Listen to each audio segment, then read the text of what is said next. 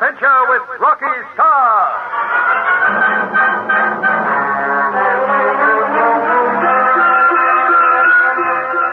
The moment Herman B. Wright, Jr. agrees to back the Venus flight, Rocky and Mitch set out again for Death Valley.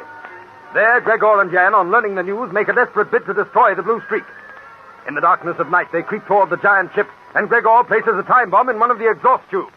Now, back to where we came, quickly. Stay where you are. We cannot. The time bomb will explode in 5 minutes. We must. There is someone walking towards us. A guard? No. Professor Vernon. What will we do? I will show you. Leave him to me. Is anyone there? Don't move. Hold your breath. Funny. I swear I heard a clicking sound. Hold his legs. There. What was that? We must have blocked a tin line down. What's going on there? Gregor, we must go. That is Andy from the elevator. Leave the professor. Not till I make certain he will be quiet. Come on out of there, I'll let you have it. Run, Excellency, run. Halt! You all right, Kala? Yes. Follow me, fast as you can. We must get to my room before the whole place is awake.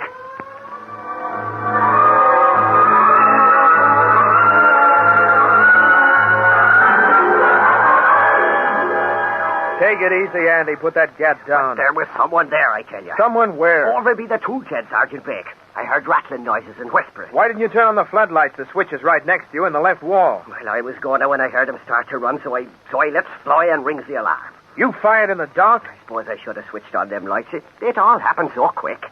Andy, you were most likely shooting at rats. Rats don't wear boots, Sergeant. I heard footsteps. Okay, we'll take a look. You men go around the far side of the ship. Andy and me'll cover this part. And get this, keep your fingers off the trigger. Come on, Andy. I'll swear I heard someone using a spanner or something. I reckon they was by the fins here. You know what, Fair, give me the... What? Sergeant, look. It's the professor. Take it easy, Andy. Stevens, call the M.O. And Captain Clark, double it up. Okay, sir. He's out cold. Yeah. Any blood anyplace? No, I don't see none. Well, leave him be till the doctor's here. Well, you were right, Andy. I knew I heard something. The professor must have disturbed him and they let him have it. Wait a minute. You said they were tapping on the hull, didn't you? Well, sort of tapping. It was only quiet, mind you. Well, what would they be trying to do?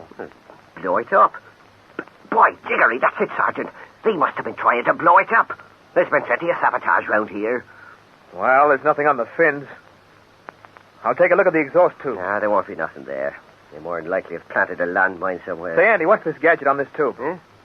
That, well, I'm hanged if I know it. Might be something to do with the ship. No, it's not, Andy. It's a bomb. What? Drag the professor out of the way. I'll get this bomb up here if I can. Now, go on, drag him away. Shake yourself. I can't shift this thing.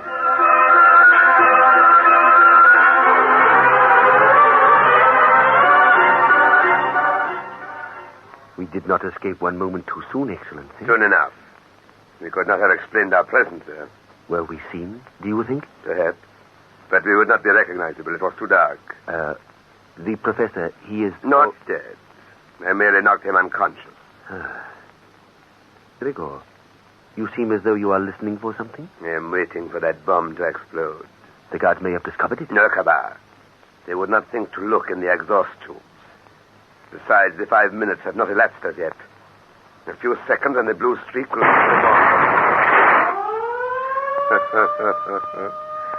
The bomb was on time.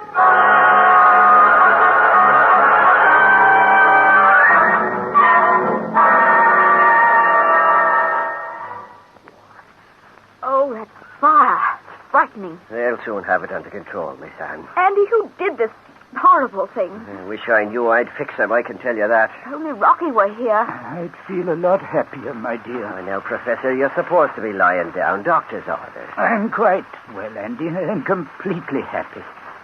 The blue streak is saved. Only because Sergeant Blake happened to have a look at the exhaust tubes, remember?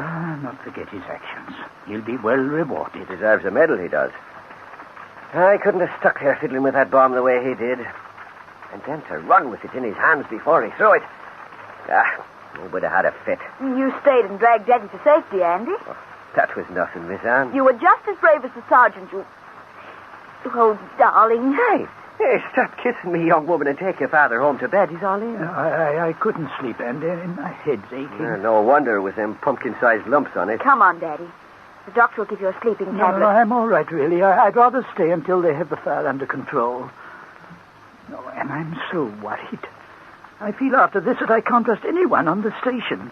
There are some you can trust, Daddy. Oh, there's you, Rocky and his friend Mitch, Andy here, the FBI men, but that leaves hundreds and hundreds. You've forgotten Jan. Yes, he's included, naturally. Personal like, I wouldn't trust anyone with a foreign name. Never did and never will.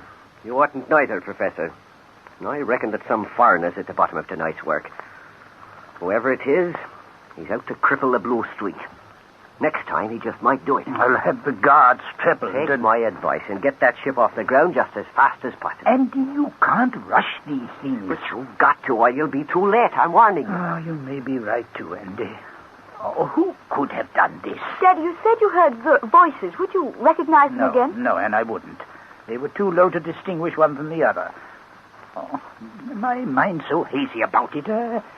I'm beginning to wonder if I did hear voices. Look, getting back to the Blue Streak, Professor, the moment Rocky lands back, you send it off to Venus. That might be best, Daddy. You and Jan could prepare the ship. I wouldn't tell that foreigner enough in no time. Oh, Andy, don't be absurd. Jan's worked with us for years. She's above suspicion. Well, I'd still keep my idea to myself till the last moment. Oh, that wouldn't be possible, Andy. People would see us loading supplies. Not if you have them confined to their quarters. What? Go and see Captain Clark of the security guards.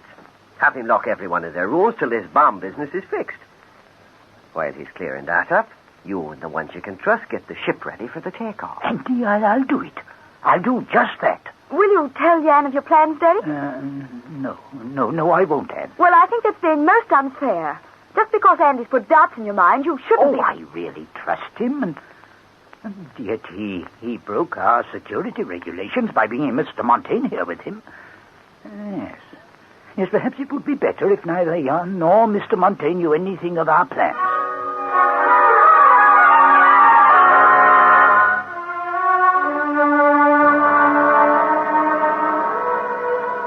Am I to understand, Professor, that we are confined to our rooms? I'm afraid so, Jan. I refuse to be treated as a common criminal. My dear Kabar, you are being as a child. After all, we must expect these measures. You cannot blame the professor for trying to find the culprit. I repeat, I will not be treated in this manner. Everyone on the station is in the same position, Jan. You are not. And rightly so, Kabar. Surely you do not think the professor would destroy his life's work, do you? No, certainly not. Oh, this is a terrible happening, Professor. Have you any idea of the identity of the saboteur? None whatever. It is most unfortunate for you. I thought that, well, you might have seen someone or heard voices before you were attacked. No, as I told you, it was dark and all over before I realized. I heard murmurings, but they were too low to catch. I presume the Blue Streak is a mass of ruins, eh? Captain Clark has forbidden me to discuss any damage done. I understand, Professor. You must be very upset. Yes, I am. Well, I must go. Again, I apologize for any inconvenience. Has Rocky Star returned yet, Professor? We expect him and Mitch in the morning. Mitch? Mr. Montaigne, you speak as if you knew him. Me? Oh, no, it was simply the unusual name that struck me. Oh, it's a nickname, I should say. Well, goodbye for now, gentlemen. You will be released as soon as it is possible. We will not complain, Professor. Thank you. Until later, then. Excellency, they have... Yes. Might be listening. I'll make sure he is gone. We are locked in, Kabar. Not that it surprises me. Professor Vernon did not look well, did he? The lumps on his head did not improve his looks any. Poor Professor. All his years of work gone in one moment. If he only knew of your part in this sabotage, eh? He would be shocked, to say the least. Well, we may as well be comfortable. For the moment, we are helpless. And Mitch and Rocky Star are due here in the morning? It makes it very awkward for us. It may even mean that I shall be discovered, and you will be in great trouble. However, we will face that when we come to it.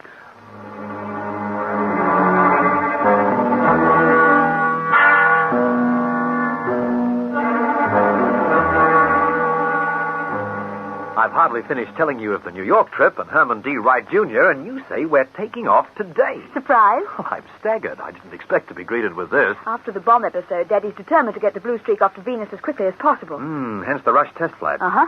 Mind you, I'm quite happy about it, Anne. There's only one catch that I can see. Yes? Well, I know nothing about the controls of the ship. You don't have to. Don't I? Not for this trip. Daddy will remote control the flight by radio from the ground. Oh, that's a great relief. We'll do very little apart from watching the recording instruments and reporting back to the control tower here. You know, Anne, we might just as well hop off for Venus and be done with it. Well, I suggested that to Daddy, Rocky, but he feels that the ship must be tested first. Yes, well, he should know, of course. There are certain to be some adjustments necessary. And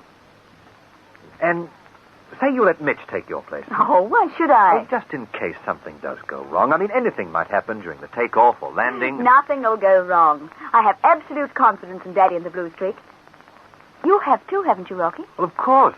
I was only... Well, I'd hate you to be hurt in any way. I won't be. This test flight will be a success, Rocky, believe me. We'll prove to the world that space travel is possible. Now start moving because we take off in 1 hour.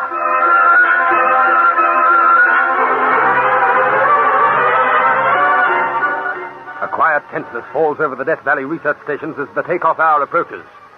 Professor Vernon makes last-minute adjustments to the ship's engines. Soon the giant spaceship will scream from the Earth toward the unknown. What will happen on the test flight? Will the Blue Streak leave the ground? Be with us for the next thrilling episode of the Rocky Star Adventure, Destination Venus.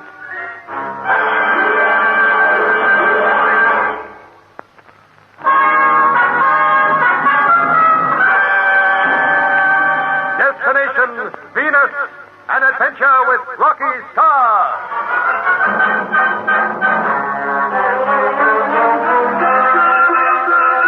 After Gregor's unsuccessful attempt to destroy the Blue Streak, Professor Vernon decides to test the spaceship at once. When Rocky returns from New York, he learns that he and Anne are to be ready in 1 hour for a radio-controlled flight. Meanwhile, Gregor and Jan Kabar are confined to their room. Excellency, I'm worried. Why should you be? We are comfortable here, and the Blue Streak is destroyed. Are you certain of that? Are you not? No.